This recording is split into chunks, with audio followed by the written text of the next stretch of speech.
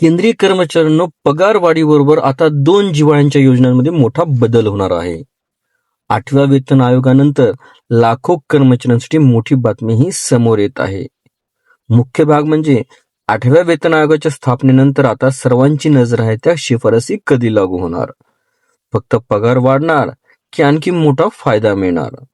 मिळालेल्या माहितीनुसार 2 अत्यंत महत्वाच्या योजनांमध्ये मोठे बदल होण्याची शक्यता आहे.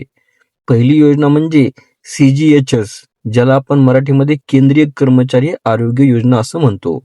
ही योजना म्हणजे सरकारी कर्मचाऱ्यांसाठी आरोग्याचं सुरक्षा कवचच. सध्या CGHS अंतर्गत सूचीबद्ध रुग्णालयामध्ये मोफत आणि कॅशलेस उपचार उपलब्ध आहेत. तपासण्या आणि औषधे, कोणतीही ठराविक उपचार मर्यादा नाहीये.